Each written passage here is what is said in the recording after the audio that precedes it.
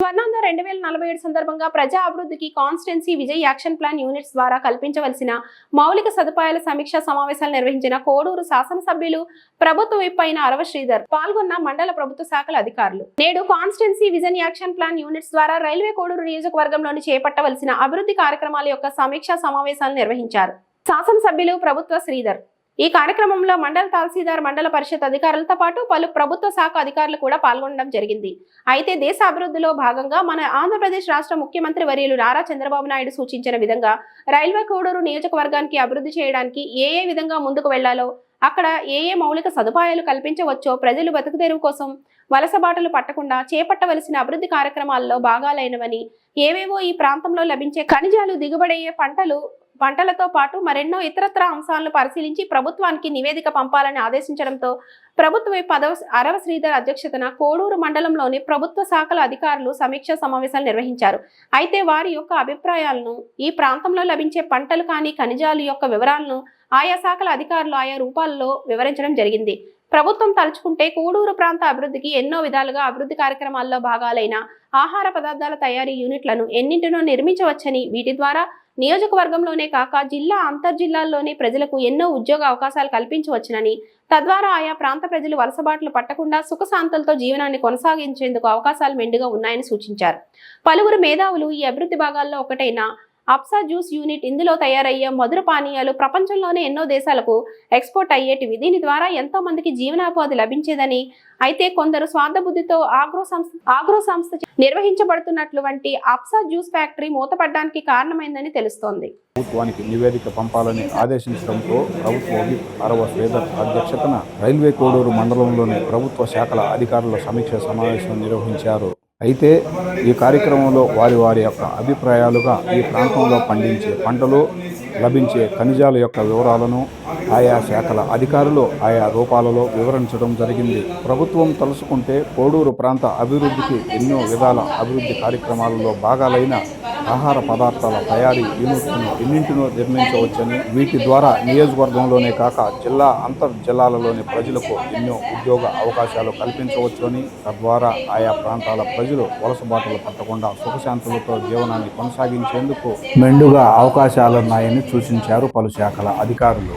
ఈ అభివృద్ధి మూలాలలో ఒకటైనది అనంతరాజంపేట దగ్గరున్నటువంటి అప్సా juice unit. ఇందులో తయారయ్యే మధుర పానీయాలు ప్రపంచంలోనే ఎన్నెన్నో దేశాలకు ఎక్స్పోర్ట్ అయ్యేటివి. ఈ యూనిట్ ద్వారా ఎంతో మందికి జీవనోపాధి లభించేదని, అయితే కొందరు స్వార్థ బుద్ధితో ఆగ్రో సంస్థచే నిర్వహించబడుతున్న అప్సా జ్యూస్ ఫ్యాక్టరీ మూతపడడానికి కారణమైందని తెలుస్తోంది. కోడూరు నియోజకవర్గంలోనే కాక దాదాపు రాయలసీమలోని అన్ని ప్రాంతాలలో పండే అరటి, బొప్పాయి, మామిడి పంటలు కొన్ని మెట్రిక్ టన్నుల దిగుబడిని అందిస్తున్నాయి. ఇక్కడ పండే ఫలాలు ప్రపంచంలోని ఎన్నో దేశాలకు ఎక్స్పోర్ట్ చేయడం జరుగుతోంది.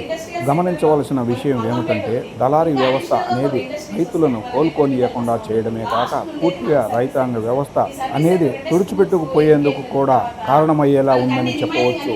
ఇక్కడ పండే పంటల దిగుబడితో దళారీలు వ్యాపారస్తులతో కొమ్మక్కై రైతుల యొక్క పెట్టుబడికి కూడా సంపాదన లేకుండా చేస్తున్నారని వదంతులు లేకపోలేదు.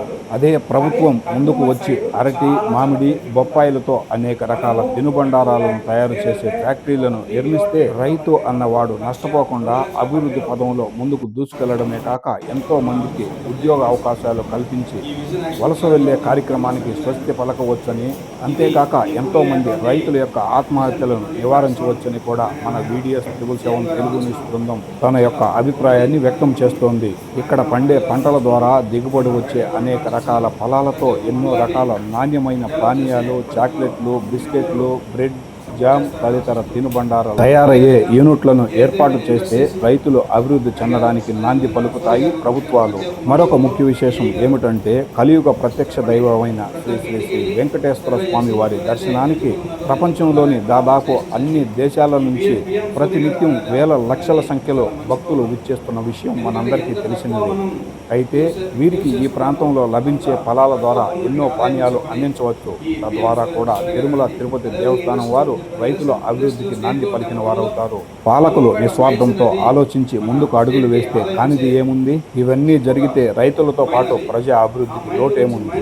ఏది ఏమైనా మన ప్రభుత్వం చేపట్టిన constituency vision action plan units కార్యక్రమం మరింత ముందుకు దూసుకెళ్లాలని ఆకాంక్షిస్తోంది మన VDS 777 తెలుగు న్యూస్ బృందం. ఇండస్ట్రీలో స్టేట్లో నెంబర్ 1లో మంగంపేట మైన్స్ అనేది మన స్టేట్కి ఆదాయం ఇచ్చే ఒక మైన్. అది ఆ మైన్ గురించి దాని నుంచి లేకపోతే మీరు అప్సా ఫ్యాక్టరీ చెప్పారు. అప్సా ఫ్యాక్టరీ మనం సీఎం గారికి డిప్యూటీ సీఎం గారికి మనం అవుతానే రికమెండేషన్ ఇచ్చాను. త్వరలో దాన్ని పర్సూ చేసి వాళ్ళు రీఓపెన్ చేసే పద్ధతిగా చేస్తానని నేను నమ్ముతున్నాను. అదేవిధంగా అది ఓపెన్ చేస్తే మనకి ఎక్కువ ఎంప్లాయ్మెంట్ జరుగుతుంది. పక్కన అనంతరాంపేట లేకపోతే మన గోల్డ్ దగ్గరలో ఉన్న వాళ్ళకి ఎంప్లాయ్మెంట్ ఎక్కువ ఇవ్వచ్చు. అదేవిధంగా ఈ 2047 ఈరోజు ఇక్కడ మీటింగ్ పెట్టుకొని మీ అందరి ఫంక్షన్లో రైల్వే కోడ్ కాన్స్టిట్యున్సీని ముందుకు తీసుకువెళ్ళే పద్ధతిలో మీరు అందరూ సపోర్ట్ చేస్తారని ఆలోచన. అందరికీ నమస్కారం. ఈరోజు railway code constituency MPD office నందు విజన్ యాక్షన్ 2047 అనే ఒక మీటింగ్ పెట్టుకోవడం జరిగింది. లాస్ట్ మంత్ ఏదైతే మన గౌరవనీయులు ముఖ్యమంత్రి వారు విజయవాడలో సుపరిపాలన తొలడుగు అనే ప్రోగ్రాం జరపడం జరిగింది. అందులో ఈ విజన్ యాక్షన్ ప్లాన్ 2047 అనే ఒక ప్రోగ్రాం కూడా ఆ మీటింగ్లో చెప్పడం జరిగింది. అదేవిధంగా ఈరోజు ఇక్కడ railway code constituency vision action plan ఏదైతే ఉందో అది తీసుకెళ్ళడానికి ఈరోజు ఒక మీటింగ్ పెట్టుకున్నది. ప్రతి ఒక్క మండలంలో ప్రతి ఒక్క అధికారులు ఎంఆర్ఓ కావచ్చు, ఎంపీడీ కావచ్చు, ప్రతి ఒక్కరు వచ్చారు మీటింగ్కి. ఆ మీటింగ్ విజన్ యాక్షన్ ప్లాన్ అనేది ఎట్లా ఈ బంగారు కుటుంబాలు అనేది కూడా చెప్పడం జరిగింది. బంగారు కుటుంబం అదేవిధంగా బంగారు కుటుంబంలో ప్రతి ఒక్క మండలంలోని ఎవరి పంచాయతీకి ఒక సర్పంచ్కి 5 మంది అడాప్ట్ చేసుకొని అట్లా 105 పంచాయతీలు రైల్వే కాన్స్టిట్యున్సీ నందు ఉన్నాయి. అట్లా 105 × 5 అయితే 525 మెంబర్స్ అడాప్ట్ చేసుకోవచ్చు. అది కూడా నేను అందరికీ చెప్తాను, అందరు అధికారులకు చెప్తాను. ఈ విజన్ యాక్షన్ ప్లాన్ అనేది మన రైల్వే కోడ్ కాన్స్టిట్యున్సీలో ఇండస్ట్రియల్ కావచ్చు, కోల్డ్ స్టోరేజ్ కావచ్చు, ఏదైతే అప్సా ఫ్యాక్టరీ గురించి అడుగున్నారు, అప్సా ఫ్యాక్టరీ కూడా మనం సీఎం గారికి డిప్యూటీ సీఎం గారికి రిప్రజెంటేషన్ వేయడం జరిగింది. అది రీఓపెన్ కోసం తొందరలో దాన్ని రీఓపెన్ చేసి ఎంప్లాయ్మెంట్ కూడా అక్కడ కల్పించే విధంగా నేను రైల్వే కోడ్ కాన్స్టిట్యున్సీకి తప్పక కృషి చేస్తాను.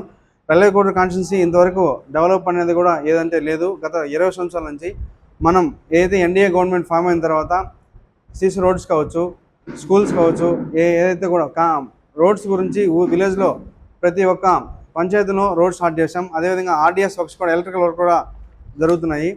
ఈ విజన్ యాక్షన్ ప్లాన్ 2047 అనేది కూడా చాలా మంచి ప్రోగ్రాం, గొప్ప ప్రోగ్రాం. పిఎం నరేంద్ర మోడీ గారి నేతృత్వంలో CM sir, deputy CM sir అందరూ కలిసి ఈ విజన్ యాక్షన్ ప్లాన్ అనేది చేయడం జరిగింది. ప్రతి ఒక్క మండలంలో రైల్వే కోడ్ కాన్స్టిట్యున్సీ అభివృద్ధికి